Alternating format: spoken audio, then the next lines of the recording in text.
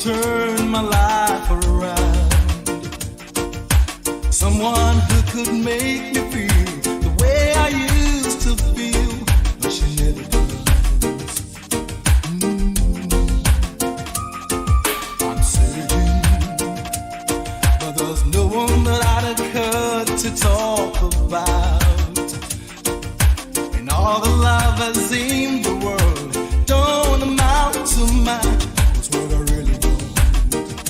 It's just one true love. And I'll give anything and everything to fall in love. Just this one time, I'd like to find what I've been dreaming of. Well, I could find someone to hold me, but that wouldn't be enough. I'll give anything to fall in love.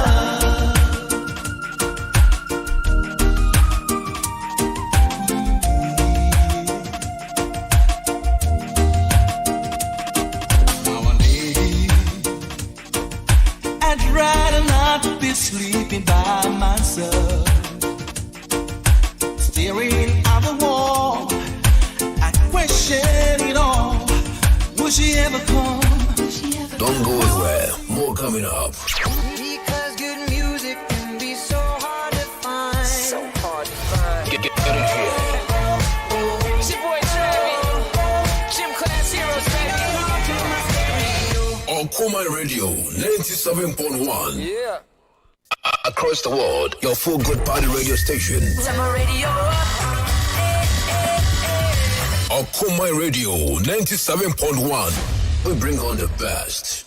We are Across the here with world, one your full ambition, and our objective is to ensure that we raise the image of Ghana very high, to make Ghanaians very, very proud, because all the 8 clubs are here for the ultimate, and of course Hazakes Lady is no exception. Na menua no me ma me nana no na ye no mo zongo o mun kai se ye bibia di se ahaba aka ho o bi ba pa kana di guru mi wafa ana di guru mi papa afu embo no ndi e pa mo so o mu ba o mun tia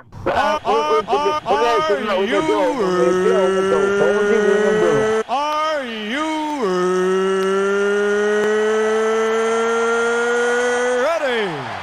for the thousands in attendance and the millions watching around the world from the capital city of the United States of America?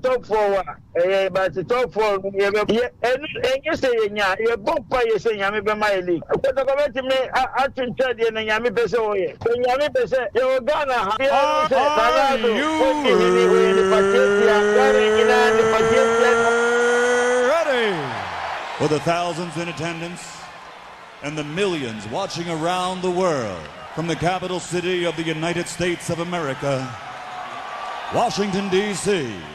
Ladies and gentlemen, let's get ready to rumble!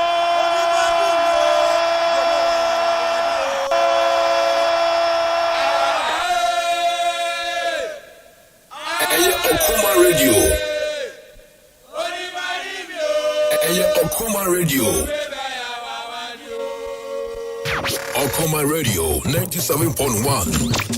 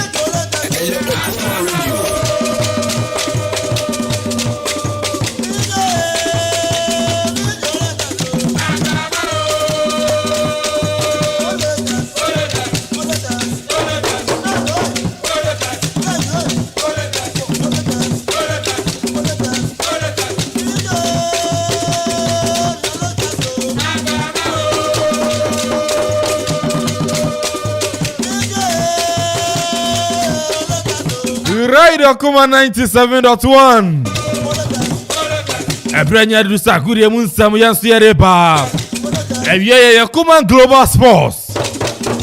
Onim se atena se na sakuri mun samu etwegu wi asefa na yereba.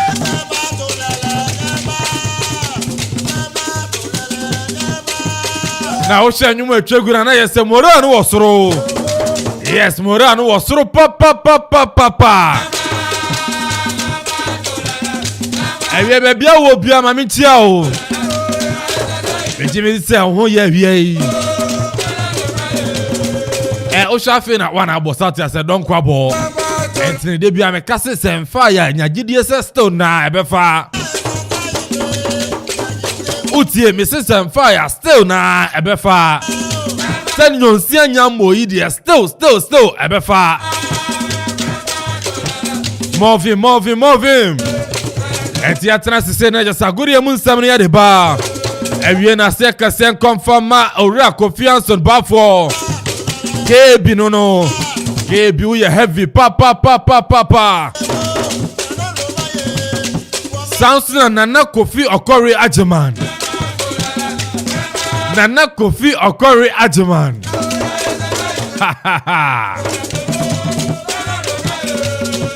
Okori heavy. Sounds na Miami nia. Pakwesi eje.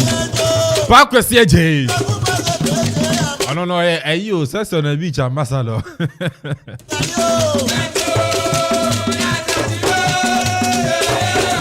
Pakwesi bia obi awie ma minchi awo heavy. Amunyina bomb chira na fence no nsam ya tumi dia ba. Sounds na DJ Tony, the Montana himself. Ese Jameti a bona fence no production no nia matuma fa. Chinchin frumane de bame. Sounds na ko social media dia na just say DJ Sigibi. Sigie make sure say you betwa go live on Facebook. And to look up Facebook, your Okoman Radio 97.1. See your Facebook, your Okoman Radio 97.1. Sounds on YouTube, your Okoman Radio 97.1.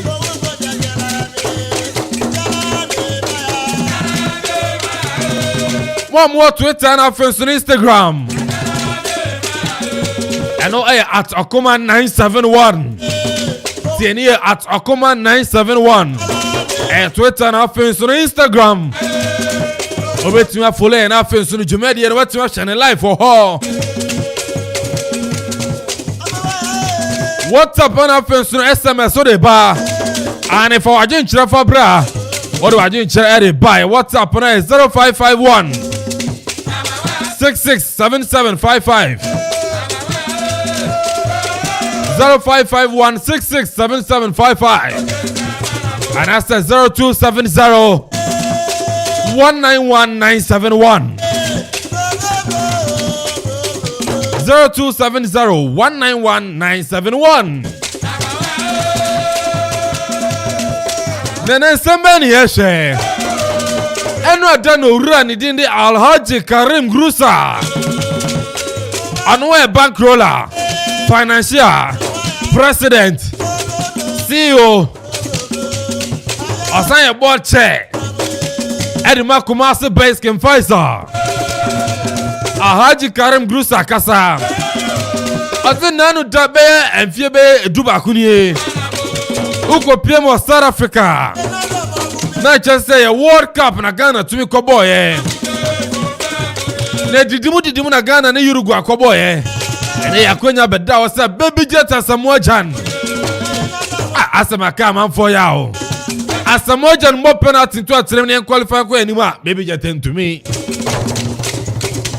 anu ada Alhaji Grusa say Asamoah Gyan wasapa papa when you man who walk Romano, oh, none down your queen, your boss, and you're going to walk about to actually now from legend for where. As Asamoah Gyan from said, and you'll be as a put in your Alhaji Grusa say, baby, just no man when on said, and you'll be as how on said, and just so we have your penalty, but our partner queen him. I could put to your back on, no, sir, I could bop him. I'm Ghana 14 is so sir. Alhaji Grusa to be a man as Asamoah Gyan. Never gonna feel so much as answer no. But then a crowd to folk. Never say that until the bones are fully rotten. Abubu Maketi Mefi Kotoka International Airport. When we say the CAF Confederations Cup against JS Wara. Yes, I'm for see a JSS. JS Wara. We're second league of the CAF Confederations Cup. Now, my focus is the Bronze has strip no mukono. I'm say, quite no what to do. Algeria, the Algeria has a one ya. And no Mufiko Tokano, Abuko PMO Abidjan. Abufi Abidjan, Amako PMO Istanbul, our Turkey.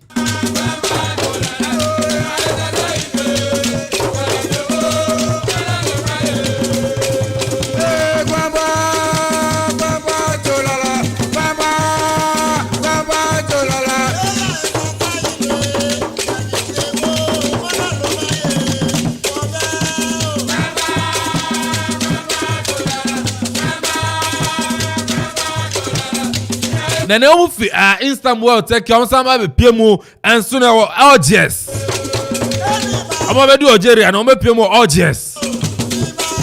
Omufi LGS and so ma ko PMO Oran. Na omufi Oran and sana wa be PMO awo ye Becha. Becha honum na ne hat to folk be settle. Enti ne omufi nkran amo ko Abidjan. No more fi Abidjan ako Turkey na fe so ma ko PMO Istanbul. No more fi Istanbul ako PMO LGS. And no fi LGS so ma ko lande enso no ewo Oran.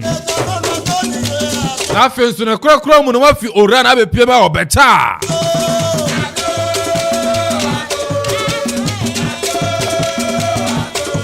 And into when akwanya heart of Obefa so ansa na ma ko PMO Algeria. Quite men granny. Where do you know abre? But Nina Sana Tenane.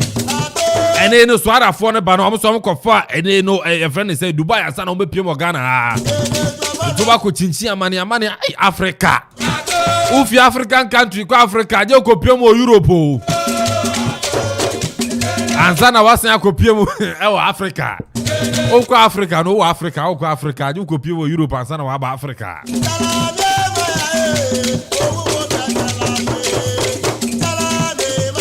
Yeah, shout out to full preparation ahead of the game. But I know you say the women's and I said Ghana Premier League and a man after you say you bought Super League. The back of Piemo Madina and I first year for reports and if you all the writer commentator Temu Madina Astro Tefano so the women's Super League. The corner first year the report about sending and one SC fight here and upon matches in be to me so.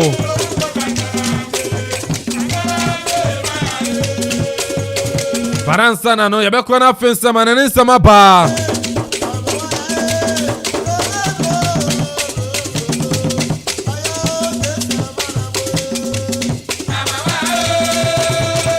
Parene join your live for Facebook na fensa no drop a comment no. Me say drop a comment no Facebook. Was yenya tweet na say ye kwa no. Yen jan bia ye kwa. More fire and confirm out. Pare wie ma mi che Bula Sport e o man fin. Bula Sport fu e bien show ni mo mutie. Samson man fi total filling station so etie show no. Afensu we pie mu akropon a Obapa cuisine. Obapa cuisine. Obapa cuisine ya heavy papa. Ono ni radio no nyimfi wo tie onyimfi wo. Aje wada crazy so aje ya sebo Obapa cuisine ya heavy enu na me bofa ho no ma hwemechi kama Samson Loretta Saloon so bie show ni mu Loretta Saloon enso na wa manfo ya onu so bie mu ana fenso Parliament Sport. Yes, Parliament Sport mo buo wa bie mu deja. Asi eke more fire. Mo bu osi eke o tena se na je so the fire na ba na ese mani age. Julius me hu pa. More fire and confirm a Parliament Sport. Samson and mommy. Mommy udu Pentecost opposite pair. Ono say biem. E mani e biem. E biem o wutie show no. Okoman 97.1. Mon veni agrokra. Grabia sante baby ate bia wie mami chia o. Grabia nkwana ni baby ase wie mami chia o. Abayo di ni birthday yi dia why rafi sister ni we.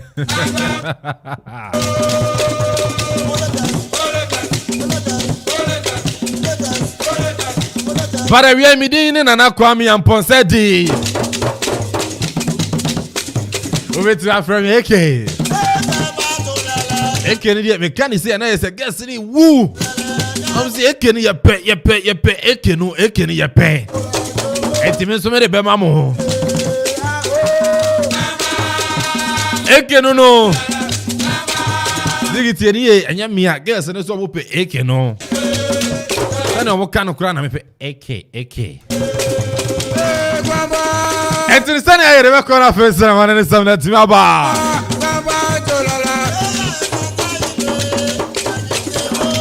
Enti no Tony. Yen ko na face na manene samno so no yentimi famra. Some nights I stay up, cashing in my bad luck. Some nights I call it a draw. Some nights I wish that my lips could build a castle. Some nights I wish they just fall off. Hey, yo, but Okoman I still Radio. wake up, I still see your gospel. Lord, I'm still not sure what I stand Hey, yo, for. Okoman Radio. What do I stand for? What do I stand for? Most nights I don't know anymore.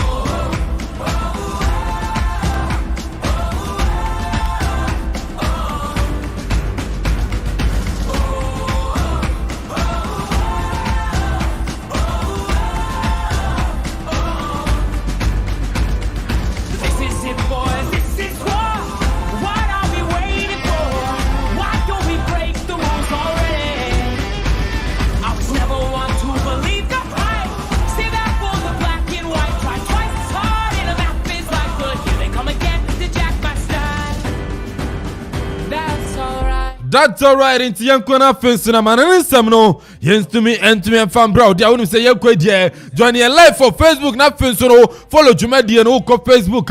Let's say your command radio 97.1. Samsung YouTube no. And so your command radio 97.1. Also no. Over to me follow. Now I say Bibian sono. Et me akoso kama. And so let me the amount. Then I say ne papa friends. Aha. Bonne la course. We need a jeep. Hey.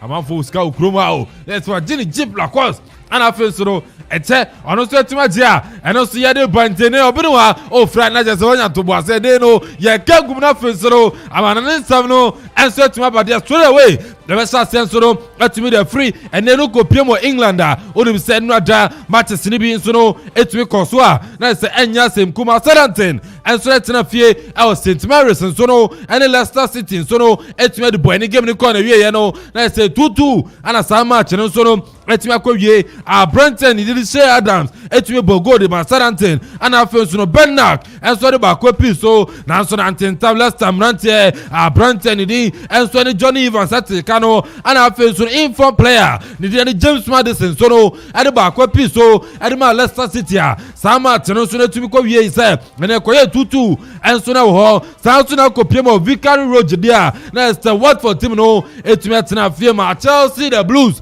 ekote no bon academy no Emma Watford ati Kanimu Bako, Brentford ni and so the Emmanuel Dennis Bogo no, Adama Watford team no, Brentford ni and so the Mason Mount Rafin so no, Hakim Zech no so no, Bogo so net Madama Chelsea team in Kunimde so no, Echo Adimo na London Stadium no, that's West Ham United and so the Brighton and Hove Albion team about 1-1. Brentford ni the Thomas Tuchel, Bogo di ma West Ham, Brentford ni the Modi Mupe and so Tekano and so to me Adama Brighton team no Molyneux Stadium no Wolverhampton Wanderers na fie and so the Burnley etime ball 0-0 na sanu so na nya senku Villa Park no Aston Villa na fie ama ne Manchester City Steven Gerrard so to me testing the first defeat and so na the English Premier League no City team no and so chain the ball and come you know ama no so team Bako Brentford the Oli Watkins abogo de Villa team no South to the Ruben Dias na face no Bernardo Silva and so say go so no and so to me the Man City team na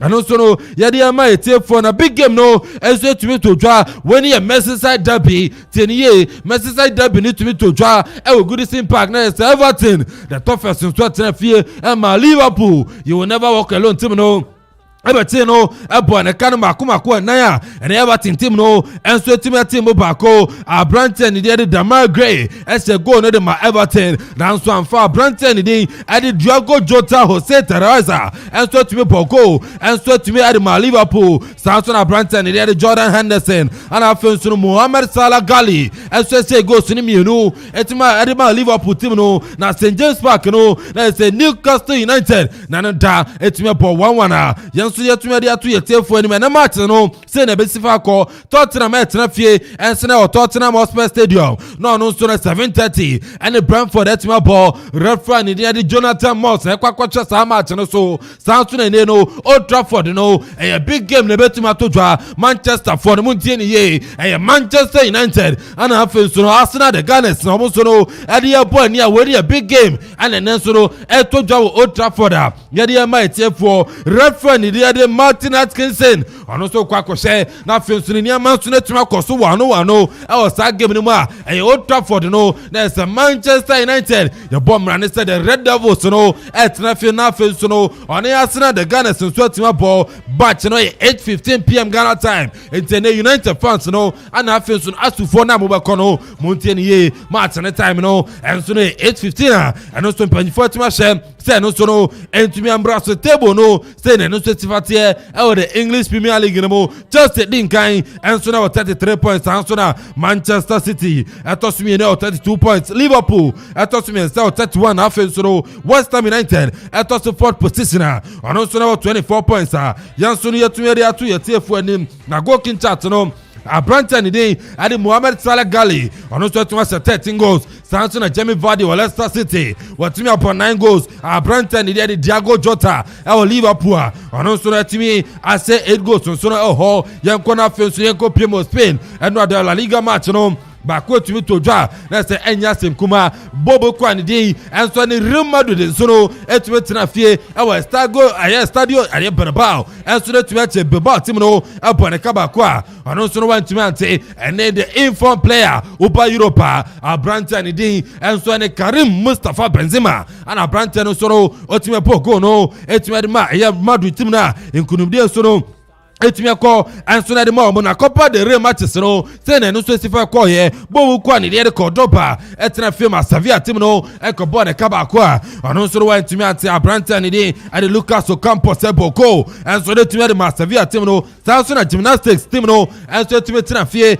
ma bo ku ani de Real Mallorca ekọ se ne Camino a ono so wa etumi ante Real Sociedad anso no etumi tena fie na se kwawe akwati bo ku ani de ade Puledo anso bone kana nine ono so entimante na afen so na Espanyol team no ekwa we kwoti bobo kwa ni de Gudayo enso se ne kan mienu a ana se kan miensa ema ono so timu mienu e big game ana no de tume coach ekọ so e de Copa del Rey ni ma yenso ne de ama yetiefo ne yenko piemu e Italy de ane twa ne no Italia Serie A no matches eno so tume kọ so a eno de na se nyefe de agro enso wo Italy mountain so e Stadio Renato e Dallara no na se Bologna team no etume tena afia Jose Mourinho tima ya friend AS Roma upon kabako a ono so no want to me ante Abrante ni dey ade Matthias Tababag and Paul go no and so to me ma e Bologna team na nkunimdie enso na tumi akọ ade ma omo Stadio Giuseppe Meazza San Siro no Inter Milan atena fie eche Spezia team no ebone Camino a ono so wan tumi ante Abrante ni de Roberto Gadradini ebogo na afi so Lautaro Martinez ono so de bako etumi apiso enso de ma Inter team na nkunimdie so no etumi de kọ ma omo AC Milan ekwa January ebone kanemiensa ono so wan tumi ante Abrante ni de Junior Messias abogo so ni me brace ana afen so no Abrante ni dey good old day Abrante me boni di ana se ono no Semansa boy so tia se ora ni dey enso de Zlatan Ibrahimovic brakadabra enso de go ne bako episo enso timi ma AC Milan team na inkunumdie enso akọ adema omo Sassuolo trafie ene Napoli ebo tutu enso ho sanso na ne no bobo kwa ni de Fiorentina enso timi ache Sampdoria ebo ne kanemiensa ono so no etumi ati mu bakwa na se enya sem kuma Italian Serie A no Napoli din kan enso na 36 points sanso na AC Milan etosu mienu awa 35 points bobo kwa ni Inter Milan abetosu miensa enso na kura 34 points na fenso no AS Roma etosu enuma ono so no etumi kura 25 points so no ewo ho yanko na fenso no French League matches re ko so no yanfa tu jamfa na fenso enko piemo sem fufuro mu uko piemo French League ni mu dia matches etumi to dwani anga setra fie ema Monaco team no akobo ne kan miensa ono so team bako Abrante and the Biden Boadu etuma bogo adima Monaco sanso na Sofiane Diop bogo Abrante and the Axel Diassi and so the bako epeso adima Monaco team no Miami team start breast ye team no start breast etna fie ati sente team no abone kabako a ono so wan tumi ante meta tena fie mo peye kobo ne kamiensa ama ono so team bako na afenso no Strasbourg ati Bordeaux abone kanenum ama ne team mienu uko piemo Stadio de la Luz dia na se ne bobo kwa ni dia try tena fie ati Laurent team no ese ne kamienu a ono so ro antimi ante na afenso no Clermont ene bobo kwa ni dia Lens enso tumi po tutu Paris Saint-Germain team no enso tumi tena fie o Parc des Princes na se we ne nim gwa system after said Donnarumma age best goalkeeper e wo bia safe na nyina na Messi so age Ballon d'Or no ene omo tena fie enso no ene OGC Nice etuma po 0-0 a na se niama sadam fa ama Paris team no ene Nantes so tena fie ama Olympique de Marseille ebe bon kaba kwa ono so no entumi ante Abrante ni ene Gerson Santos da Silva ene Bogo no ene ma Olympique Marseille team no ana afenso Stade Rennais atena fie ma Lille Metropole ebe bon kan mienu ama ono so no etumi ate mu back Olympique Lyonnais etena fie ma Stade Reims so no ese ne kan mienu a ono so no wantumi ante we ni matches eno adam etumi twegu ye our French League anima yanso no yetumi ade ama yetiefo no yenko na afensoro yemfa nsem ne bianto so ama yetiefo de a ene no ria ne din ansori Steve McManaman ane ne o kire mu se o se Merseyside derby ayasemu Merseyside derby na ekoso no Everton ni Liverpool no o chema Everton for ayamu we still sika keke omo we sika enu ya ne say omo to players omo to no say Liverpool so that say ntino anene nsama Ora ni Adi Steve McManaman enso etimi to dwa o chem Everton team no afibia moto players ni nyina ne se mo pese mo se Liverpool e o Merseyside derby ni mo na nso ensadam fa ntianka be hia se ne no mo be invest e wo academy team no se na be ne ma nso betuma kwa nanim a ora no soro Adi Sansem no enso na pa ye de Elma yetie for na Napoli manager ni di enso Adi Luciano Spalletti onu se no ada ogina touchline na ne no ya man red card son ko be bi ntina esa so kasado do ototo nsa odi referee atem bo ko trot referee nye throw ekoko na say over papa ni nyina ka bi eno yetumi man red card owura no so no ekoko treche na reporter mensaka hrem sa Luciano Spalletti no anso ne no 3 match ban no yebetumi dia mo owura no se na be ono so betumi atena fie no ono so etumi sua bibi e dia fi game no mo esan so your manager and once o kaseti referee sort ya say wo dia ne so be instruct players no na referee no so aye na afem dia intene no Napoli manager ni de Luciano Spalletti and then pejifo chirema anso na 3 match band no ono so no yebetumi adi amana and so no reporter and so no bana balondo hon sensem and Lionel Messi tuma award no amafo kasa na ne result na pa na ne Miami checks ni checks amaye no chirema Cristiano Ronaldo abano nyaye no Messi nkwa ti Messi nkwa atubi ma Ronaldo ti Messi nkwa atubi ma Ronaldo onyakwenya atuma Ronaldo nso nyakwenya atubi ama Messi that's nkrofo mi enu aso mo de yadwi di agro kakra so ti ase omo de yadwi di agro nti Messi na eto ma Ronaldo no that's Ronaldo nso no eto atumi de ama Messi na tie ni yem difference eldem no we no between Ronaldo and Messi no ebinsi da tie e Ballon d'Or history mo between Messi and Ronaldo 200 votes and then Messi and so to me the beating Ronaldo Ballon d'Or ni mo tie ni and then sama and so na pa yan so ni ya reporting and so na to me dia to ye for na Chelsea mo ni say ne no mo wonsa mo pa Abrantio sina kan Edema Juventus di dia Federico Chiesa no report pa chirema sama no and then next season no Abrantio ni de Federico Chiesa and try more than 70 million pounds about ko PM all ladies of Italian soccer Juventus akache na first ma confirm Abrantio ni and Federico Chiesa and number Chelsea akache esansa Abrantio no shebo no bona ni hu be hia urade ni hu be hia Thomas Tuchel into answer next summer no Chelsea had the pay over 70 million back of Abrantio and the Federico Chiesa no so abi si akai and so na the Chelsea team no yeah that's what Chelsea catch no me musa supporters ni bia kasa omo kire musa Abrantio and the Saúl guys Abrantio by and fine it's not omo kire mu Abrantio head general yinja no kwan esa ne se money eno ya mo akwenya start oje boa o she blue asemo for what for so she yellow akọ pass yellow obi a say blue oje boa pass yellow e can be Tuchel say Abrantio na bed din so no Tuchel pa obetima reform no and then some Thomas Tuchel titi so no etumi ya de atudwa na Tottenham boss medicine no Antonio Toto Conte o chirema Abrantio ni de Christian Romero onu say central defender Edema Tottenham team Abrantio need to be pride ye chirema and the rest of the season Abrantio ni de Christian Romero and the 50 million and the Abrantio ni buy akupra Antonio Conte ye chirema and the rest of the season no Abrantio ni de Cristiano say Christian Romero and so betimi atrafi out Tottenham catching tin somebody there a doso my fancy na fancy no ye medi nkomo aba for papa the fresh me say wajin the jeep la course and my body cap ska fear yeah ska fresh say be fine bibia koyi menia when you aja I want man me say AK and then I guess in the song and your man dey and I am a man so so free I mean you be awako there me nyam ko pardon so so here o say na open what they doing and me coffee me pour me coffee na juada one song Wasa me pour AK say me hu say chira me hu say chira me ba na say me ma I try dey say e nyina nim say e go afford that na nka Ekuafo dance the radio presenter of our bay. And mum. Ekuafo that the million family home. Even more fat brunya ho iron cocoa because enya munda nti I say Ekuafo na the AD on holiday. I say sa na nke eye no Ghana ha because cry any sika da bia yesre sika de anke ni say holiday no do so sa. Ha say bia kama nyame adom bia hye ye bi. Oba ne nkora ho ye. Obi an ho ye. Bi an de achia ayi ya tin kwan bi obi an ho. Achia wifi mame.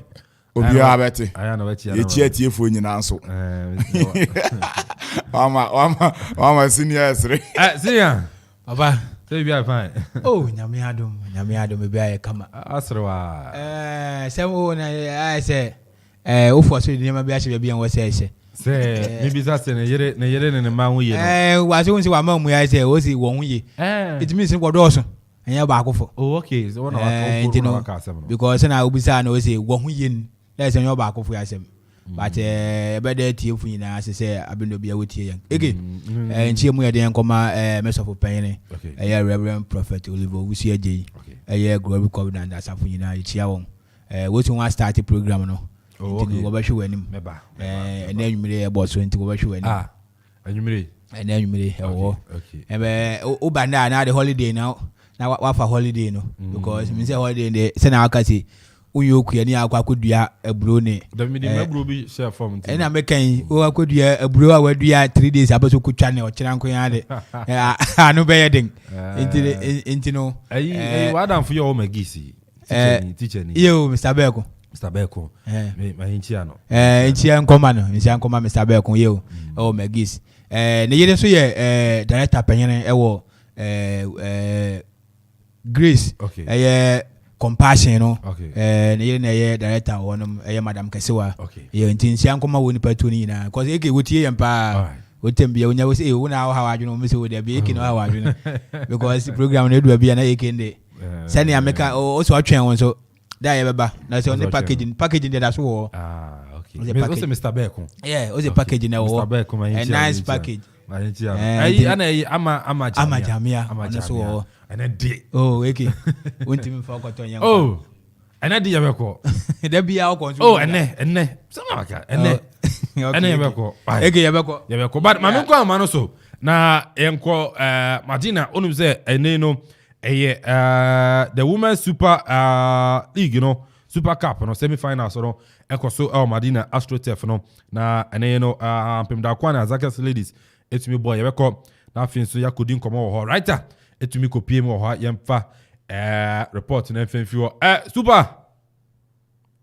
Hello. Hey, some hello.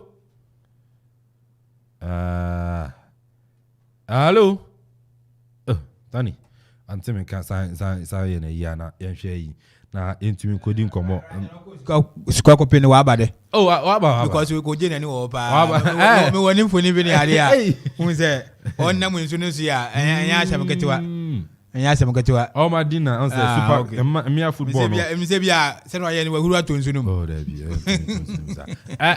super hello writer hello hello writer asem I'm for network yenhwena yenye but what to say alaji grusa ne baby jet so what it in seven Martin someone be fine then o fine okay best alaji aya controversial and some no ayo member form dey tire kasa sa boli ya boy wi dada aya mo nka yen yaw because sa aniema sisi ya wa wo famu wi eweden ewi enye sa bo no nko na sam agya abo amagana wa bibira magana enti no so di ni birthday na so bi na amanfo bonidi a me de me hu se hwe wo wa hye ne di yen sika kora mbo ye bo wondim wo di yen sika wo se sika wa di anu ye den but still ye bo wondim because wo yen legend enti ye me nwa na senior mame nko na writer nko wi na ye meto aso writer hello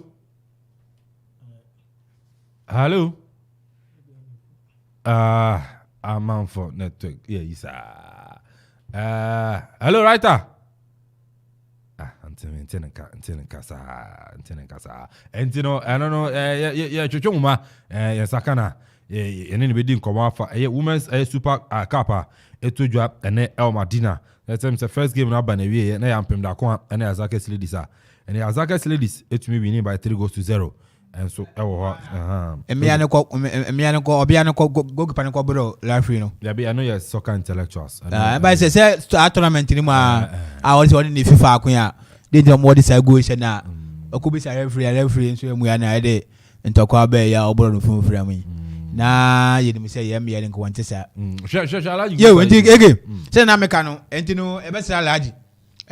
Obi na wa bone ball awie and I say wa bone na also ye na nipa e praise no.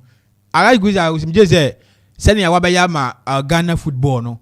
So ni ho and I saw what ye bon living legend a. Me say ye bone bia because why nyama bebele wa ya ma Ghana. Ebi won say wa ye tia Ghana.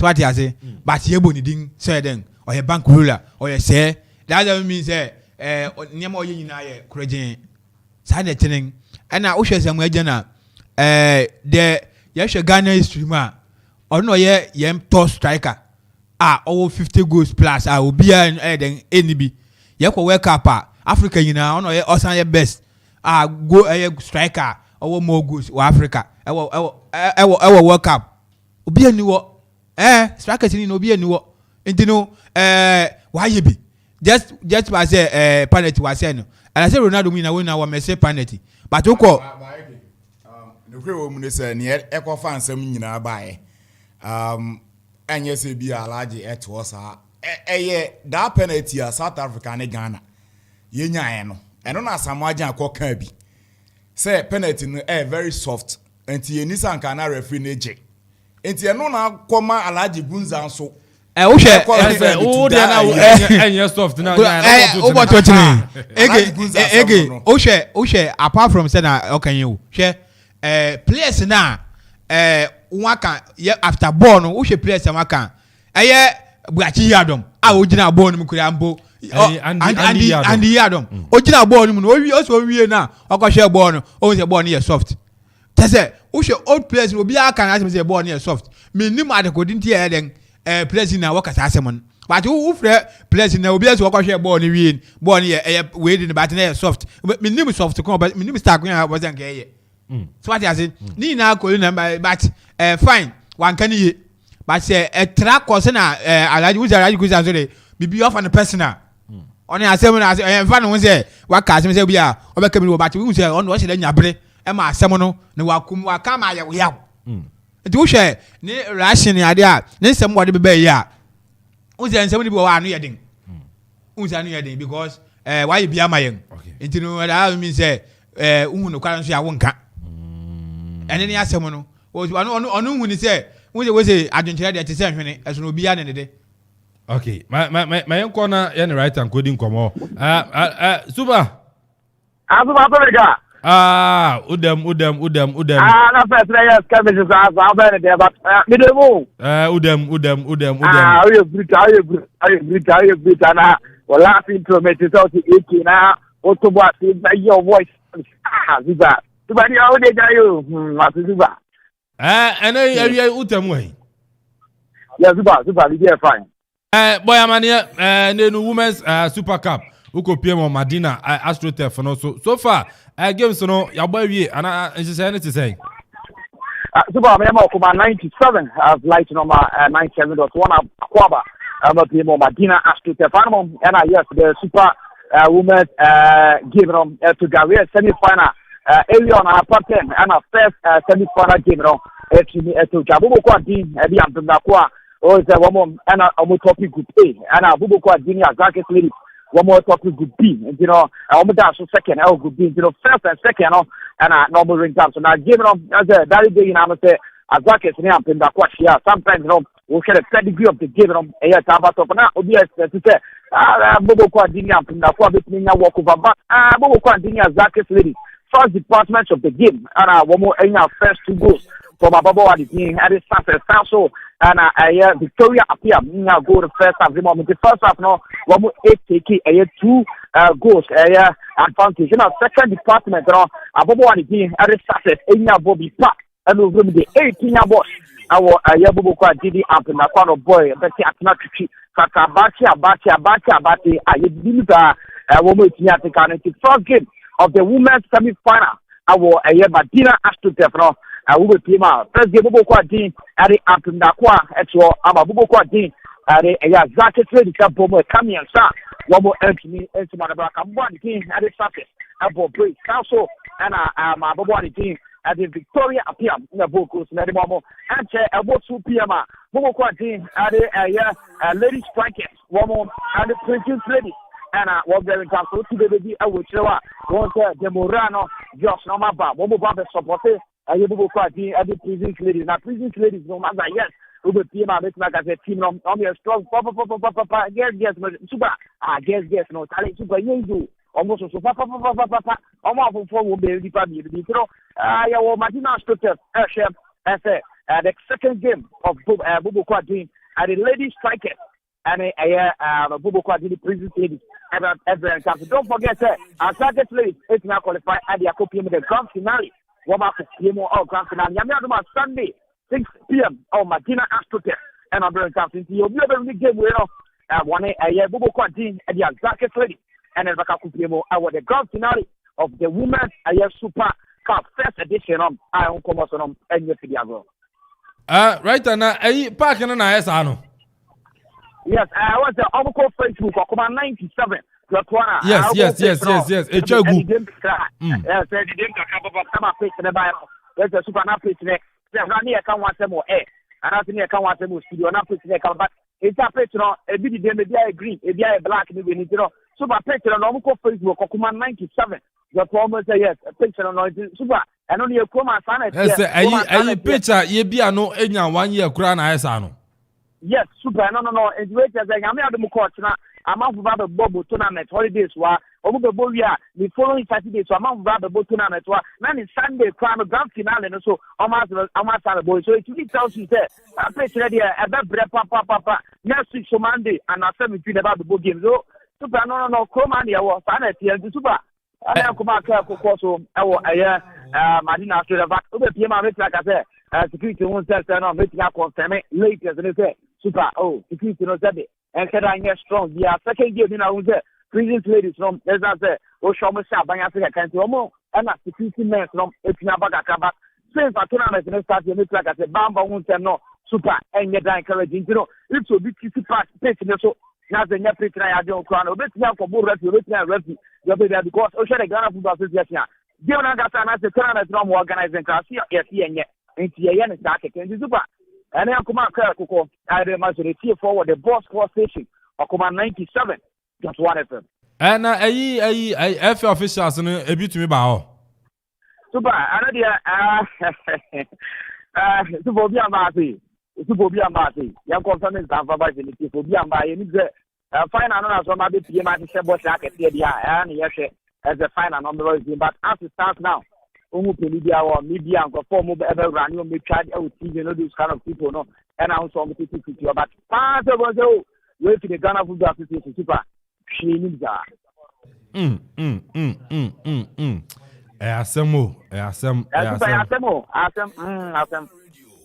Okay, right, my FNC now, second game, no, 2 p.m., right? Yes, 2 p.m. Stand on me a warm up here on the court dressing room. Okay, now you say, no, prisons ladies, and I've been so, prisons and strikers. Okay. Into no, I now say, so to me, a copy of Madina. Now, are you, why are you? Why? Well, I'm up, Super, my email said be at the amount. It's the voices, you know, on the teams and captains. Super voices in our Kawazani.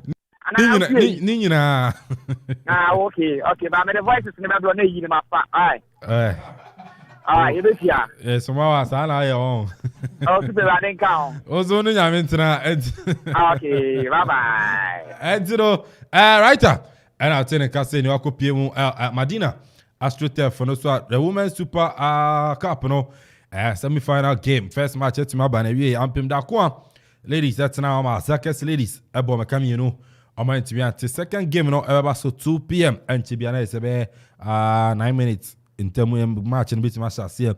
I know prisons ladies and I feel so no and you know your friend is saying my asking sa ni na be koso was it lady strikers ebebo I say what be we know akusia Azakes ladies for the grand finale and then akusia that and so every to me akoso but you come Facebook na fin so no menka messages no enfio na yemeto aso ofia preciously I say a coupon I miss you guys rough the slave blogger will be okay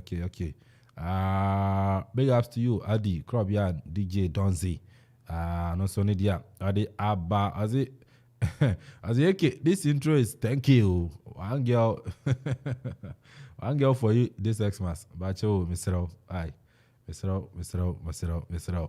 Krobia Sante I say hashtag Okoman Global Sports more fire Krobia there baby Osha no and then dofu birthday into no ma Dabi ayan no you school na dabi when you different one and into one ma na isa na preciously as in my favorite sports show in Africa now Okoman Global Sports. That's no so na na club ya say ba no Syria na is in America na preciously I say tell him because of woman so club ya will come to studio. Hey, it's an idea. Brack abnada da ba I say top show. And also big ups into me and for my sound so now McQuincy Sazi Praise I say great work. And also idea to me Eddie Abba Kwabena Majesty I say more fire. Enko emfa mama na afin so no obaya and so ready free tema and also say more fire great show and so no enko emfa and obapa gina papa we maintain nka and I know I power fresh obaka alaja asem na kakra I think say baby jet no asa baby start fear na no problem kakra baby say penfo mienu ni say amode sansem ye babontin and question na me be say if say Asamoah still that say Black Stars player anko betimi aye that you can say comment no betimi a comment about penalty no because Ghana enye we need first time Ghana etimi anya that kind of penalties no enti I think say na nka Asamoah abobo pen dia ma my Ghana a captain team no now top scorer the my Ghana I think say na new kwan so to me yes ade no and also to me comment about that penalty and as a sportsman meet one of the interviews from Chastela I say as a sportsman the new kwan sanka ya Asamoah etimi a comment about that penalty because he has been one of the players epen so if say ono etimi aye Black Stars player aye captain da na say ene Ghana yetimi anya that penalty e dey qualify e call the next stage e qualifies ni mo a anke nu kwan so no Asamoah create me ebe that yena nam so Alhaji Gunza enso e kan nsam say wo penalty ayegema akora wantimi anya da nhye ama Ghana yantimi anko World Cup ni yanim say mpo ye ko semi final no yantimi amaso ni nyina agina penalty no and I think say o say mpanfo timi asizi fire because I say yegu yan fi e wa bontin no entimi moama Ghana so ya gudie na entimi enkora nti eke I think say was omutimi atombo ase na players nso asi akande am my Ghana pen no some of the comments na say yemene eto yeyam dan say ebetimi apudi ababonte na akofa nsem bebre e de aba eke kan say me hu adekodi asi a ama sa comment na start here if you players na one ever because we play we interview player na onka asem hu yin bebre no be kan say ball na was me eye se mo agam kan akasa asem no players titiri fu hu say awon abobia magana ubuzi interview awe bi me ma adekodi dia we say aden minimum ni wogina so ntem wo keka kasa ansem so on pese e kwa World Cup na say de mementi ase oh the ebia won so ya won opinion no oh opinion fine but like Asamoah say utimi eye that comment na be man crofo atweno ma adwen de akobi say after say this prayer committee asem wo disciplinary committee o entina large can say or selfish as I greedy because otumu say Asamoah no I say or ya obi wonimu entina no so de be that comment no and for in the year dom there I think say omo krom ho no ana ba bi owo no asade gine tumi ko so ban ha de on hwe ni ye so person to koso si aka de Ghana de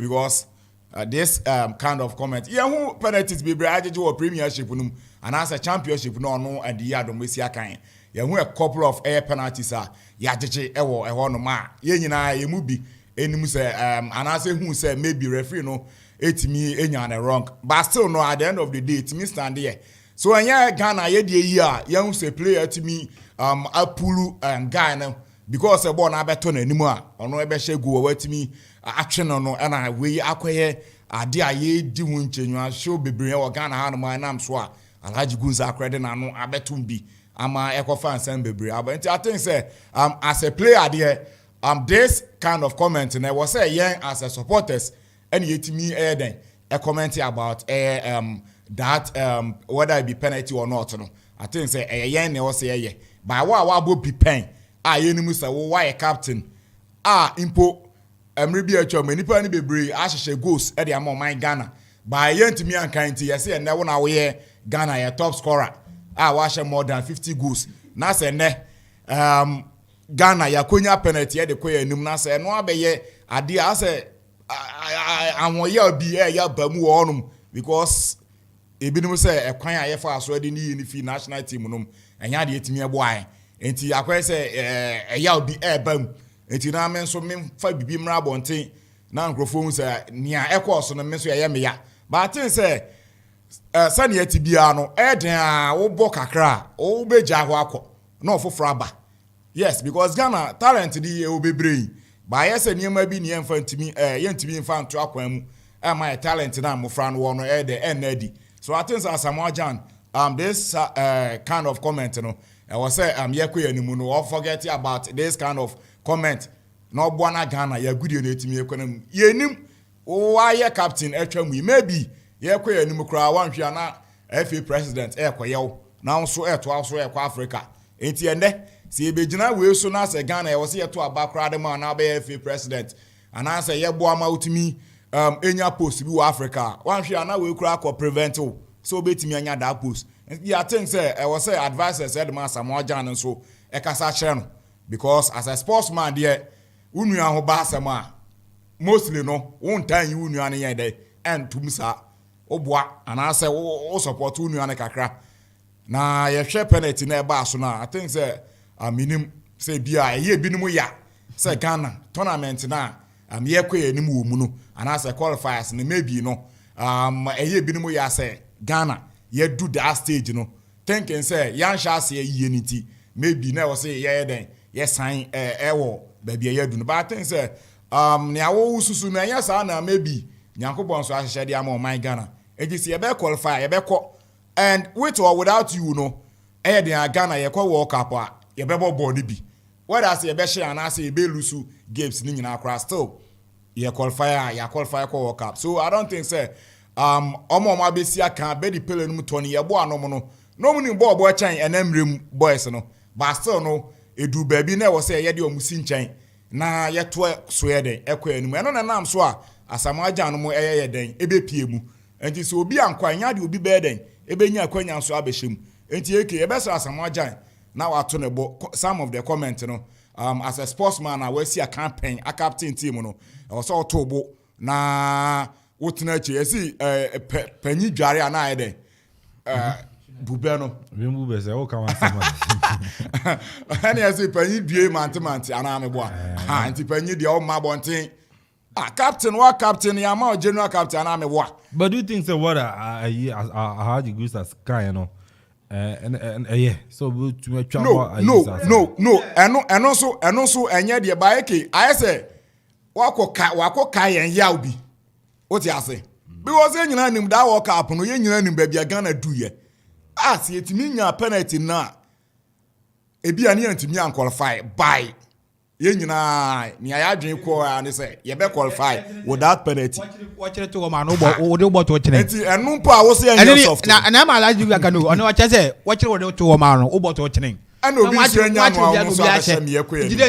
What I say yes soft and I say hard no. That one there ono hwe wo. Ala ju guza pa je say. Or that say referee dey inside. Awofam. Ye o de to no bo to chine.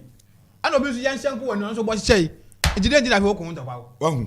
Enti asemo but I was watching you because me again make come abayin na say asemo go this committee yeah asemo go this committee you the more na o kasa ni na ma evidence without issue can any FA South Africa FA president a friend Jordan yeah okay asemo go see baby FIFA coach ni kwasa abeka da we so we punish obi ya referee no we punish but so we be ball for the but more now kasa now so buya won Ashase no Mr. Jordan no Ashase no so be make some of the commenter as nipa wetimi at this South Africa nim atimi host to a walk up da no na organizing committee I say Ghana president or chairman Ghana FA no inform won compare South Africa yeah I know that one there true say you can say two no you compare there that one there true but what South Africa FA no mind. Oh, now, baby, or maybe so patch say, baby, born. That's what he's saying. I know that one, the Eke. Trueness, when you say, no more, no more used to be South Africa, ye Subi. And then that's why idiot free a house near Jana gave me a couple of penalties and answer infringement but ye game no more. Now, can you avoid the check here? Maybe a bit me about now, Ghana. Intimate no be South Africa come when be brave. Ocha sponsorship for manya premiership num Absa premiership num Ghana high ni bi. And I think say for that one there I know there true. Ocha pitches. Just niema di facilities are what you want yamade when you go. But that one there by football about say we a penalty. South Africa eden throw ekotwa and throw bebre say Ghana empanyfo ni bi ekohia you can say referee no answer na game no cry be bass wo Ghana e wo South Africa. I think say sanya mani nyina we need evidence enti I'm talking about Mr. Jordan sasem no the Bible until now when we say asem na nya de be kwakusi aga bia because ye nyina ya tete kakra say as a verdict no cry den aba verdict na bad that bibia why report me and me who be dance so say you report CAF na ekwo FIFA na FIFA tu ni be si ya no de course no wojina so no de ka asem no it is a one man fa wo concrete evidence am I nka hwe anything I reference ni referee no no nsem ni ade e wo de ko ni asan referee na match commission nsem wo de ko ni chese won wan hwe and I nka that potinya Africa ha no me say akobot game awie na game entokwa nsi wom bibia nsi wom as yakobot ni ese yankobon for from menka that very time Senegal ne South Africa match is different no I know a different that one there no more evidence na say referee no shocks na bebrema sika hyehyɛ baby that one there evidence do ho yes insu to madina ntan sha give no give na shem and I pitch no kra ni asani insu kra ntongo so na pitch no kra yensu ya artificial pitch mpo ni ye ni say ni ebedua ayi grass ankasa artificial ana bia insu yensu nti ebedi 1-2 years no na pitch no kra utimi ya give na say na say if so far 4 minutes no say 4 minutes almost start here na say insu no nti na bi almost hold on kakana but I can't say I had to folk I'm can say ni osha akwantu omutua uko Algeria akopie mu ayi na akwantu eke undu ya kra omedu anyume so mu fi ayi a anu no mu fi ayi kotoka no mo ko Abidjan mu fi Abidjan a oboko Turkey now if you take here, I'm about a friend saying, I can't say, I'm about to see our OGS, our Algeria.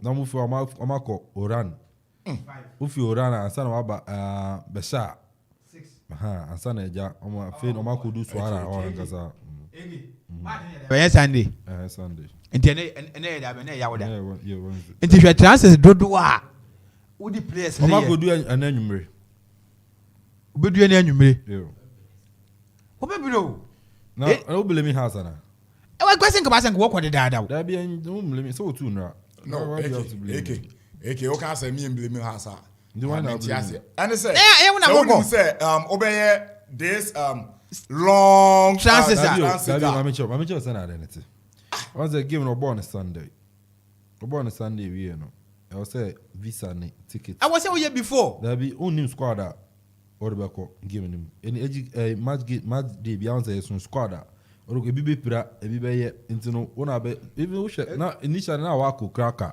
squad no but later we need him film stand was one making visa available in that later what do we be seeing as at Monday and at Tuesday one said yes two players are only first 18 can't say has in player me just say no see asema make me just say obe name squad all the back of G visa onu Ghana ha okoje visa but now go chartered flight now chartered flight na go be fi Ghana ko but armed forces nature one say we use no China we use chartered flight not China for the farmers day celebration yes until so we make new arrangement whatever you know so I see I don't mean if you call Algeria straight who use any other flights be I saw your transit one crowd ban so I phone ban go for Dubai. So go straight to Dubai no back Ghana. Yes. That ain't go straight to Dubai. That be. I had to say. That be saying. That be timeba. That be tea. Sana etiane. What if Ghana ako or just Utufia nsu kun Be aware. Ansu so na me. Edu that be. Baby Abeland no go school and news ma. That's how the system is. It be a cost na kwa esanka. Ufia akola no Dubai. No about Algeria, cost and can work for Spain. They can be but we know transit there be last train within the country. Yeah, that train. And the main one here, Ufia no Abidjan. No Abidjan ako Istanbul, Turkey. No Turkey aba Algeria. Engineer was here anytime be able to come to Africa. Yeah, Ghana, Africa na yeah. Africa. So we private jet. I was here you could see Africa you go see Europe and some about Africa and one of the problems are Africa continent you face simple ball tournament Africa chartered flight today are cool one of the challenges chartered flight today I think we have to deal with it because then what they to me. Hey, Nanka no we use charter flight, but Ege, I see actually maybe because the same thing they see, Yan Waki has in a Waki ya. You could just say it. Oh, that be because the same transit and I know what you call Dubai straight in about has in a Waki game no me, you know, it was a tactical error. When I coach in the that one tactical error. Man, yeah, about someone who did this, the one did it. There be no did about Kobo. We did this and one Kobo. Hasn't to me, can't Jimmy say, we could do 2 days before the game. When did this 2 days now? It was a tactical error on a coach in the eye. It's no Sana transit in it and a walk of people, but I'm not focusing. I'm Bre. You would say, Bre will move. And I said, I cannot. And yes, be a. Well, we go do now. I know you for car. Won't be a training. Won't training. Or home. Maybe just a fool. No, Ochana, no pa. Why shake up? Been you may want training. Our pitch in yeah. Then Saturday. March one Saturday. Or Sunday. Sunday, yeah. Until then, it's your channel Saturday, and I say, old be a way. But Nina, no, better say, coach, he did. Only net see, send our can. Because I eat their food to some our friend then coach I bash. Yeah. I their food to some kakra. Let me add the ma your friend then. Samo bodu I say you think some coach bash I catch Samo bodu. said the man, he saw the game on your boy. On access no money video analyst. On you access imagining no share almost strengths and weaknesses. But me so baby are very strong. Baby when you no I don't subscribe to a defensive game. It will be very, very difficult for them because if you are defending for the whole night, it will be very difficult. My message is you should be able to close the back and make sure that you're very fast and then they play fluid football. So they are almost all passing. They're very good at take one. In fact, that North Africa countries won't play a speed game. Won't play speed game. Anyone speed game will walk a cry. They will not allow their defenders to come. And Okuru Kalana down. I won't capital last team now, so fear here by an option one. The choir was almost 5 or 6. It tells you that it could do so. Things do change, but we are yet to when you two goes in. At least I don't make sure that what plan ye next at least. I you cry and follow crying your one go. Yeah, I call for Niaba. And I qualify now, but yo, okay. And what to but video analysis Ghana you will be one. Timson, Ghana, we know Timson, and your teams in because video analyst. Issue knowing yes, you will be, and I say maybe. I didn't say Timuna, and no a year Juma. Because we are different from say they are two be video analyst. I say yeah Juma yehu to me a Juma no yehu say say obe hu bi wo bi a Chelsea and as Manchester United Juma because Ghana yehu say yeah Juma na Black Stars or video analyst any Black Stars make Ghana team clubs and Kotoko video analyst Kotoko na me can say wunni fancy no otimi because obafobia juma ma onya juma na otu anka okay wo juma na video analyst na juma say after the match after the game no on the team ni ya betena say na you play game na chere no analyze actually players no next time we fire ye ni say be tactically no chere mo na na tie no they tie musa nze unze sa niam ni nyina no so we are I was saying in fact our boys and so and the team that's why coach Bass actually as at least has a video analyst now I say Swara it means has ni bi me whether the omu bi no mu ni bi no and they na say we say no kan jina we say I was asking video analyst it means video analyst wo kura no kura nya into no do into either say wo ni no dey chere say they have to get a video analyst on team international na JS Wara team no one last games and one kakra one home the way I was born one way you ball Ghana ha nyina no one ye nyina na team no hono kra wo de ye hia hono kra emfa anya de enye de game na you can say guys ne be born no Ghana ha no eke say has pese ye bibia and e was say ne omo so born in country mu ano e was say omo born times 3 because has me the has for no because Crawford me share game ni bi and we are very fast as usual to say na North Africans in it no sa na omote we are very fast and we share some boss bi a even na kita has players Crawford to me fast esa beje ball no lose fast no fast game yes the only thing about me save has folk from another defeat so be fast and Osha as usual wings no and no no musu and no amu bie park no my interview especially the wings meaning free this short boy and so I see play on wings one or torment on wings 2 and 3 won't do mama one attacking no for how they should keep on attacking minimum a chiron or pia on block a chiro no matter me kind on defensive midfielders or pia on both 2 non attackers no also in 11 outside left outside right 8 inside 9 when you very fast ball holders or ball jabbers inside mama block a chiro no so you torment when you there one even if you don't want to go you don't want them to cut up to attack. And coach Bass, but yes, coach.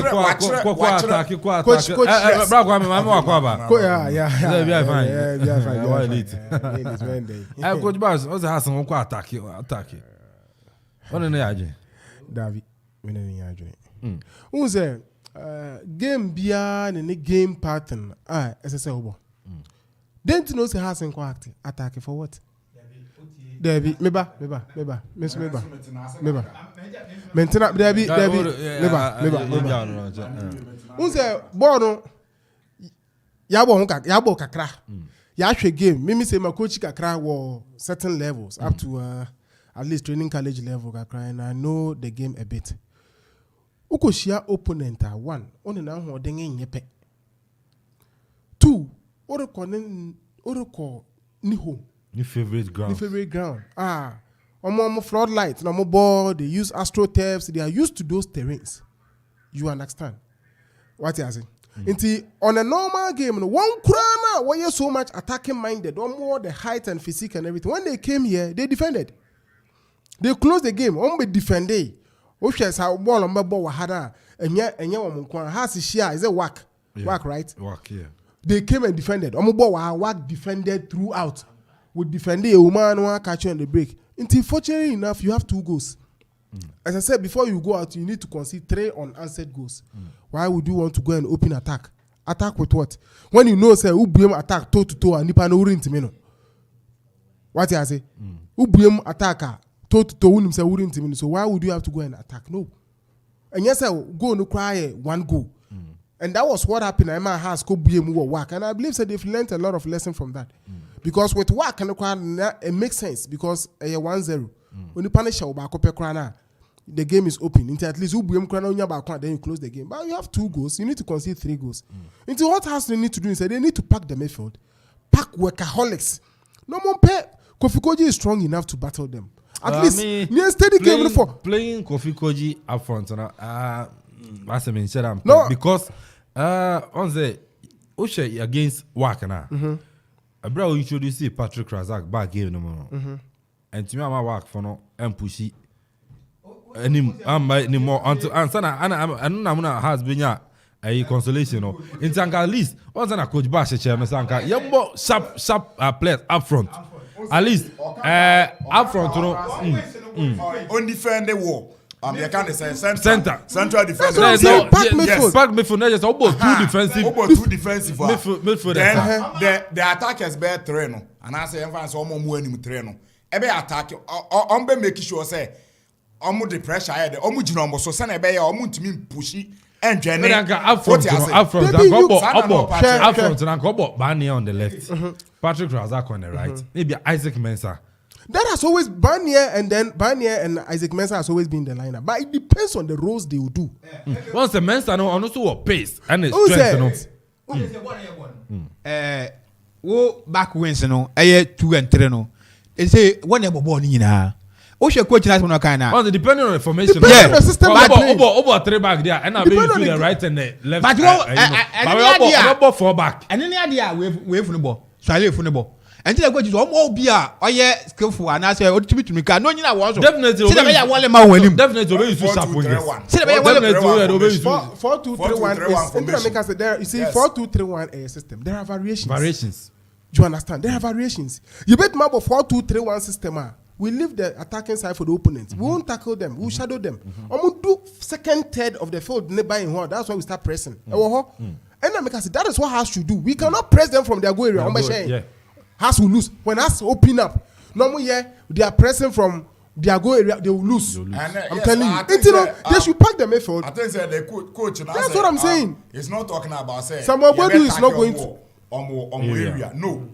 See defending in the midfield. So defending in the midfield, they are packing the midfield. That is it. Yes. 2 holding midfield. Yes. Now what about Owens and one man? See the one man win because you know now what about when you know now. Even with the holding midfielders now, we saw against Wak of Morocco. Yeah, I brought ball Caleb Amankwa. Caleb Jeboni Biana, not the actual opponent.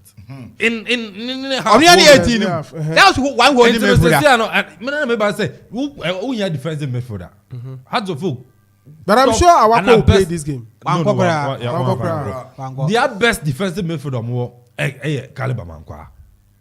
Caliber Mankwa. On the natural. But on a versatile to be right back or to be central center back. I've watched. He's not quick to be a holding midfielder. Sorry, and any mistakes. But Abrante and Salim Adams. Salim Adams, are very good in that position. But even Saboche is also not bad. And this 4-2-3-1, and can almost have two pivots now. Yeah. Now can Saboche more of attacking. That be Emmanuel Neti. More of attacking. Neti. And so tell me football. Coach, because move forward. You can't say any resource more times than you good. And Saboche can hold the ball. Only more than Neti. So I think maybe I also choose Saboche more than Neti. Because I can't more Neti with Saboche. Not Neti in defense. But they should be given specific roles. Let me make us say. Yes. You and see, that's almost Salim Adams with Neti or that defensive midfield. Now for a friend say a friend and Saboche. And Tom and him. You see, no to him distribute passes to your wingers. Okay, my remember a typical example: the Man U Chelsea game. Chelsea was totally favorite. When I mean one game, when I saw the Man U lineup, me catch on say match we bet Chelsea. Sure. Yeah, because lineup Bruno Fernandes was on top. Then you play Rashford and Jordan Sancho wide, and you play typical defensive midfielders three. Matic will not come. Matic will only manage. But Osha in the game now. Man, you are not pressing Chelsea up front. No. Just they leave them. They do whatever. But when you enter that area, you see 11 players behind the line. Sure. And when they break her, it is dangerous. That day, Man U, and we're talking about chances. Man U, clear-cut chances in Chelsea. Just that they couldn't utilize. Omu break here. They look dangerous. They look treacherous. So I was saying that. Inti, I know Man U was struggling or yes, or concede. This game, you don't have anything to lose. You have 2 goals in your basket already. So why go open up? Yes. Why do you go press? No, you don't have to go press. As I said, you play your quick wingers. You can't be we punish them, we come back. But see, you could blame to say, I can't say we should attack them. We cannot attack them because you go. What do I say? You go. Close the game up. You close the game. At least first half, you close the game up. We should close the game. Pack me for if Bania is playing, Isaac Mensah is playing. But when we lose the ball around the center circle, around the center circle, we leave some. I'm saying Kofi Koji. The reason I'm saying Kofi Koji is that when you're playing this system, you need somebody who is strong, who can hold the ball so that the wingers can come and join. And I think he is strong. He is strong. And I think the Hearts shouldn't play Bania and Di Maria together. No, Di Maria didn't go. Okay. So it's an defensive for what you say? You bought that to Nibomu there. We don't need so much goals. We just need anything. Again, North Africa only one ball. Now to me hold on first 20 minutes. Why frustrated? What about now more? But one team would now one first 50 minutes. What's your goal? What I'm thinking, how has but to me hold on for that 20 minutes. Okay, has will qualify. That 20 minutes. Has, you know what? Has will qualify. But this team, then, make sure game no. My team share the live game, but maybe share no repeats the full match. They are not that dangerous. They are not compared to the WAC. When we go who's a whack game? Whack game. Nema. You see, I won't want to blame Samuel Boy doing the work game so much. 1, he didn't have that experience. 2, when we need one goal, we need what to do. Should I open up? Should I close up? Yeah. How long am I going to defend? Sure. Into losing that game, a man who never be what I say. It is what I'm saying. Haas is going to qualify because Haas decided to be defended throughout. This team cannot beat Haas 3-0 without scoring. No. I'm telling you. If Haas closes up the game, they are normal natural wingers of Isaac Mensah and Free Banier, but they are playing as midfielders. They are not playing as attackers. You lose one when they come in. Then the midfield become 5. Sure. We leave one there to do the shadow marking. Sure. But when we break, because when you are playing that system, it allows the opponent more ball. He plays. And it's now why? Very difficult to bench Banier so because we shouldn't bench Banier. Not say defensively, and also joining defense, no compared to Razak, and Isaac Mensah. I think the Razak and Isaac Mensah defensively, better than. But they are all workaholics, so when it comes to tackling, sure. Some friendly now tackle, papa, they run throughout. Their strength also. Who check it? Say, case it be chia. Patrick Razak on say or pace, but any pace. But I bet your problem. But I want they now the work of winning ball. I will back no problem. But you be so I win your ball no so counting now the sure. You understand? Now the be so count. But I think that train no Banier Mensa of anything Razak 2 start when later one will come in. I was say Razak started. Because with but maybe Ansabo should start this game. I'm sure he will. I'm sure he will. Fine. He will. Maybe game nekona maybe Razak because the Americans so able to prevented the defense. Now actually defensively no center you know pair no. I also of late last 2 games last 3 matches Abranton and then James Sewono.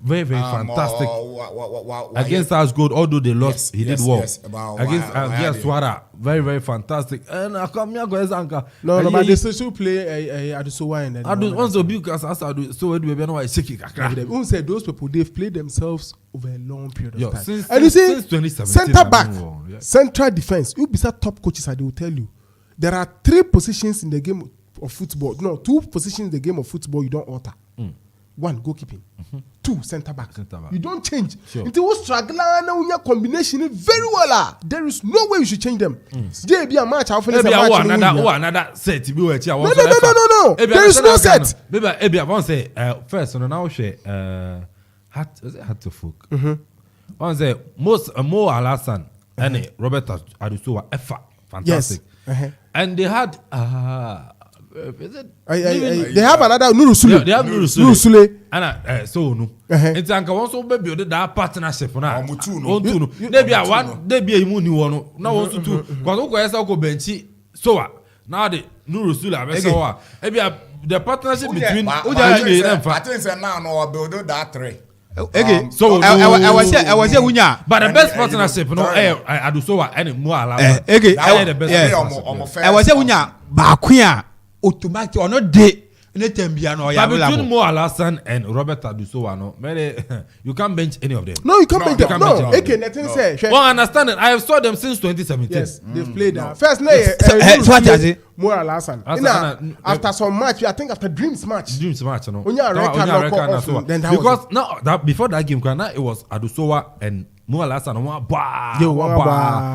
Sitting on say, one we center probably back open the phone to me to Nina. I don't know back up begin on the back of finding difficult to partner. Setting away the tactical aspect is that I'm prioritizing matches. Your match will ultimately show opponents in your threat. And it even happens in EPL and all. Which means where they because if you are coming to play Kotoko, the threat of Kotoko attack, the threat of Kotoko attack, you cannot compare that threat to maybe RTU. No, you can't. Sure. So what I say, into those matches or maybe FA Cup, about Division 1 side, mama reserve goalkeeper that's why at a point in time I was Yankee Petietier. Ben Mensah. Ben Mensah on not FA Cup matches now because only Panukon cruise or respect you so much on your treacherous. But when you're talking about your consistent defensive pair, those defensive pair, they are untouchable unless something crops up. Until about say, Maguane, Varane, one was a Shinsia, one and previously was Lindlow. And I'm one person I've never liked with Lindlow. Maybe Penokura, but coach and say that is no perfect pair. It's barely a third option. He say Varane, but barely acquire 4th option. Yeah, a certain 3-back answer. You understand? And that is the you cannot twitch it. In the center back in the day, it should be Mo Alasan and then Robert Adusowa. Unless baby Nessie in a and we shouldn't play Denchi. Yes, but you should ask it or you feel injured by or more game behind. Vocal some more game behind. He's part of the team. He should play. That guy has technique. He has everything. Then he has confidence and everything done. Maybe Denchi in terms of midfield, so Denchi a good. Oh, no. I've watched him play in midfield. Mengas won't go Denchi on midfield. No. Because Mengas won't go. Yeah, me aware, but by say, coach, if Ovoka is fit, he should play. If Ovoka is fit, I mean, this is how much we can bench. Yeah, no, Ben. First league. Yes. Once you feel no fee, you back. No, Ben. Unless if he's not fit. Achina a Sunday match no kwakobɔ no. Unya, we say unya hwe. North Africa for no 2 goals in basket oba. Ono mabo bi onye no bo. Ono mabo, oba be defend on your bed. Ono mabo hwe. O de bo abo nyina. But obe make sure say over ball no den. Ewura ne. Crossing Kotoko mri bia when work ball finance so kaya. That time na home and away.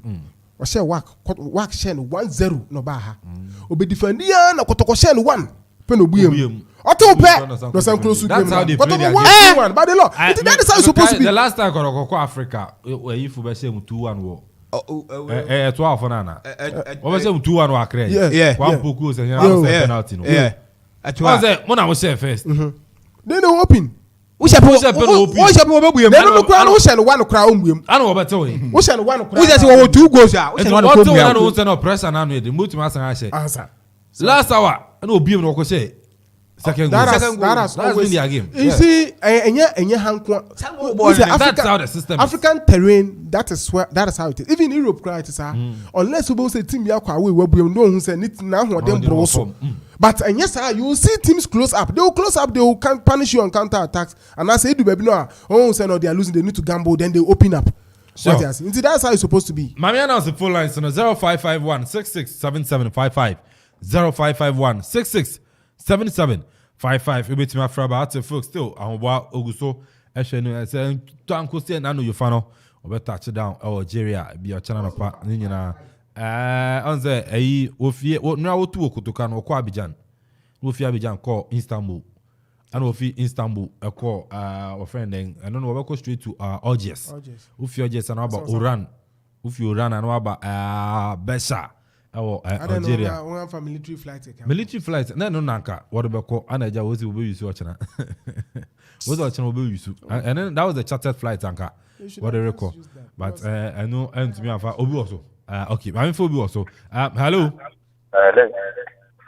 Master, good afternoon. Good afternoon, Bajo. Dini baby Afrifi. Master, friend Abulai. Sum kokotesia. Bajo Afrifi. Sum kokotesia. Sum. Okay, Bajo wait you. Master, in fact, Ghana for your pen of kura. I then as a week and Ghana for time, sir. Baby, nipa we share. Even though I be depending on who so one be popo ama Ghana no money ada no sebi ni asemwe nyama Ghana no won just by say what jiji cap bi uni adi na go asemwe nya ahye any time asemwe nya won the way black side then this is the third one time when I Ghana team call World Cup na be depending on yen time kura World Cup no kura bi ambon yen woda nti asemwe nya no mo yembu no yembu say o ye legend na the penalty nti fon kana you have to stop through. No kwena yefe wa Ghana and anything I think ya ko tournament bia na yefi mu dem ne aba nti nipa kan no kwela amusi dedi na alaji kuso no den wa ya den wa ya Ghana football on stand bi o sorry a panicking nko an opanaki on den wa ya Ghana football association onye hwiye onu mu na nkasa how many times no one afre weekend fight a black star player bi e de na akwa akogba na se wotu a we panicking asamwa den onye Ghana football dem pa na muti wa asamwa jan wo oh there be woman ni binga na oni awaye no kura no the brother na you no money we no no there 15 matches ni one go crunch bi na so asamwa jan wo na kasa penalty we kura no na kasa ye ndi achi na ka ya shi go ama ya qualify for straight na asamwa jan ye black star player bi hen wo bitina ye bi that me na me ka tero so the dia other abana robert afra 0551 66 77 55 0551 66 77 55 with me afrabem and then alaji karum grusa asa mojan asa penalty now say soft one kasa unya bubo to chene ntinu yekom kujina chi ko boto chene as alaji grusa no oza mojan kru na penalty na Ghana against South Africa soft wo na hard na wadama uboto chene oza asa mojan yekom ma yefu bu ha hello. Good afternoon, Bajo. Dini baby Afrifi. From Atang, Ebru. Ata area bibi I fine. Oh, I don't much in the Ebru ya boko. Boko, we should have the come. Okay, my you. Oh, now make can't be a car for house of March Nakobono. In fact, never to win. Now you can have the other what has not. Me, it didn't let's say almost qua. first half on the somebody defense na for finance me say be in fact that na I'm from that but go chance if you so no asa na ko go dingu bra Ghana yani that yes, yeah, that's it. Ata sounds so to me for by 0551 6677 55 0551 6677 55 and I say 0270 191 901 0270 191 971. Also, over to me Afraba. Hello. Hello. Hello. Hello, good afternoon. Fire. Oh. Oh, Bobby, BBI fine. Oh, you're not going to go. That's me too. Can I tell you? I'm too. Can. Okay. Okay. Yo, how the fuck? Much you know, Mukobo. Yes, I'm more about confidence. Kobo, you know. That's all more or less more game, you know. Na se mo go program ho dia we no mo say ye timi ho do be first two teams so na say 25 pieces and you bet you no more ball. Je mo nya bote mo game no me ye say de could be ba fie 3-1. All right, Kobe, I'm sorry if you call it your nana say so no so etime fra so betime fra ba 055166 7755 055166 7755 Uncle Facebook Nana Kofi free here. I say good afternoon to you AK and your able crew. Great show by all standard. Why should one wrong doing erase all the histories being made by Baby Jet? Such is life. Alaji should come again. Watching you live from Mampone Kuyapim. And also at me at the Nediaba. Bias, great show. Jones Swine. I'll say I equal to you all. Good decision. And also at me at the Nediaba. Senior Edukweku. I'll say AK. Watching you live from Megis. Senior. I'll say AK. Watching you live from Megis. My regards to senior on duty. I'm Mr. Beko. Yes, Mr. Beko. I don't say the name about Megis. Megis, Megis. That's what's our worry. Mamma worry, no worry. I'm a big just so you will come Megis. Tony, who worry, I'm worry Megis. Right, go to school. Oh, but school, Megis, go school. But I'm just a bit for last caller. 055166 7755 0551 66 7755. Now, also, let me add a dear about Korbia Santini Musa. I'm going to need baby. Say, Musa. I just a game, no. First half, one about first half of you, me and about first half. Oh, Sunuma. Now, I am say, ladies strikers, I say 2. Ladies strikers, I say 2. Sunimun, I say 2. Into no first half, net my ban every year. What shall I say about second half and so at me account. And a women's super a capital. Who say young paying for no when you call Ghana, me and a bobo, no, I'm just say what be Papa be baby fee because this is in a me and the teams in will be a yard. No, watch be a because I will in life. You know, start times and many idea I will share. Be a few back and I will share we in a play back and any now we say girls in here had it. Until me just say Yama more no Penfuna and come Yanoso. Near Shana Miano say then ever because the Adrian Eddie Manimanetia Yashi for me for almost getting to 37 years in it. Cap will be that. Oh, sorry. Which my son Fraba will be. Me, yes, I say Cap will be that. I was say Ghana could Kabum be good. Me, I'm a tear coming be good. Oh, my own foundation tournament. Hello. Eke. Hello.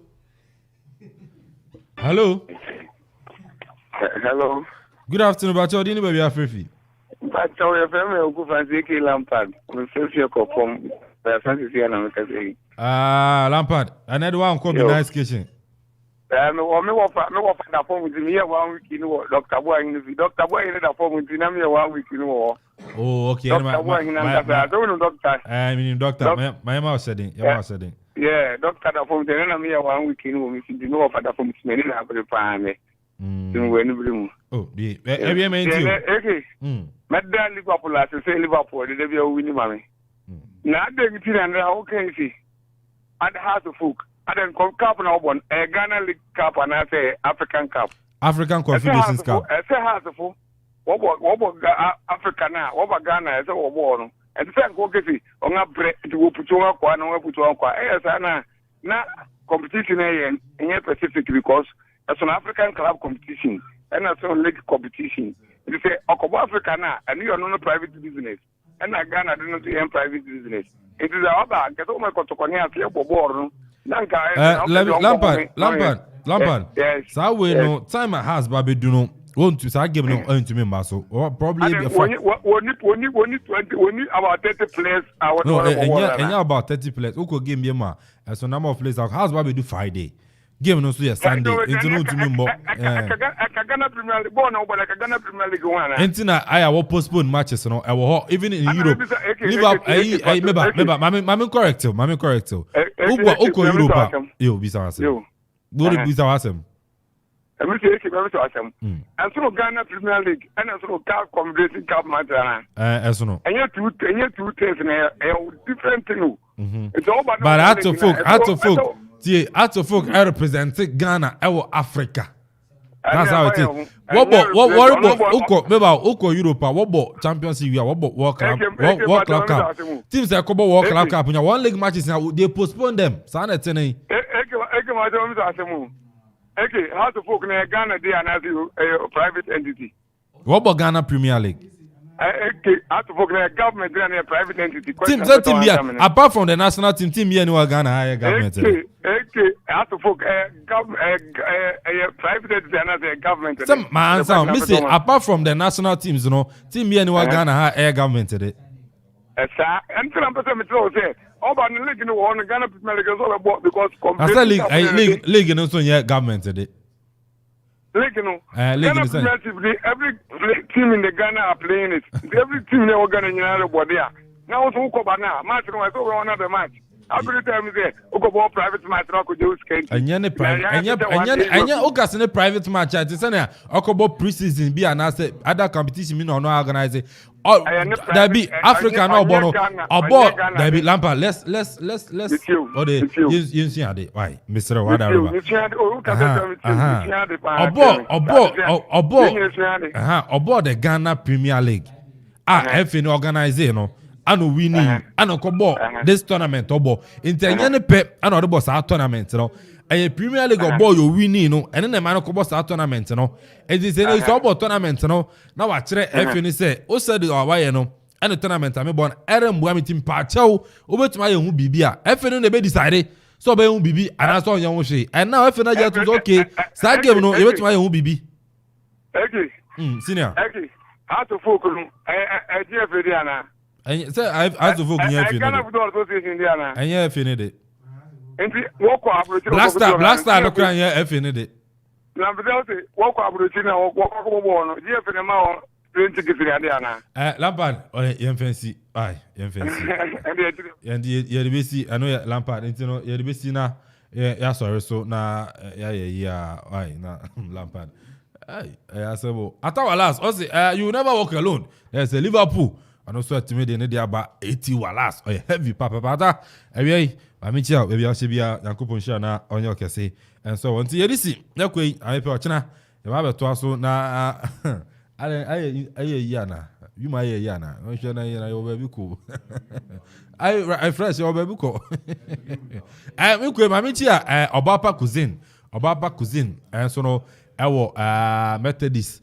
Opposite wa ofa down wa Methodist opposite ofa musa aroko down wa Obapa cousin wo ho baby pa baby we say the we lungu spa what was remember about me here until Obapa cousin minchi ama jamia be sorry pe yaroko anan na makuchia ama jamia sanso na Bula Sport fo minchi na afin so no Parliament Sport heavy papa mobu and Julius, we are heavy pa. Yincham na Mother's Kitchen, mother, and so Yincham na House for Sport. House for Sport. Yinchia Tifunyina will honor fin so mommy, Yinchano na Yinchia Bibia. And so one ya question on Facebook, also YouTube, mu follow ya Ninano, Yadamasi Yakupon Sham, Obapa Jina Papa B, Sansona Obaya, Munano, Ichiamo pa. Right?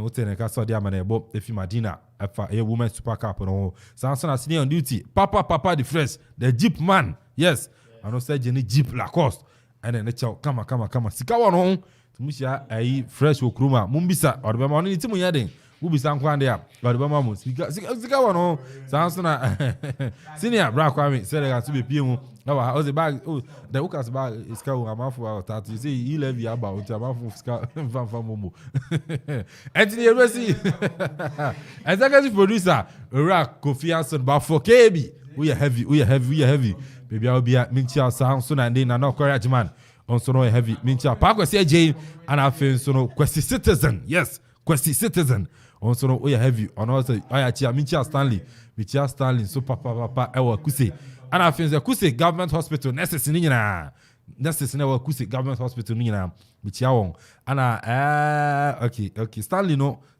teacher ni sign taxi driver nti ono otiesu no my breaker no to car no na akofam kakra o teacher ni ayi Kuse Methodist and nti no sign taxi driver nti ba na so na mu time up we be dem so what to taxi nti no na mu sa anama Jeff Akufu Boateng kokoti yene ana ahantanga ye ni say ahanta ye ni say you know gogoti yo onu phobia nyetwe awmasu 247 ana de na omutwe ana so boy ye chidom ama ye de nsem no nyina enso ba DJ Tony enso na boy Ziggy B Facebook make sure say betwegu yana na se papa na afi so no ayi donzi tuni nam kitchen ya dia wa bonyo nam kitchen ya dia ye be si me pe ochina be ti mechi amedin ane na Kwame Amponsah Addi be ti ma fam AK yes girls ne pe pa AK no girls ne pe ti be transi na ma bom AK no ya me pe ochina e be sia muchum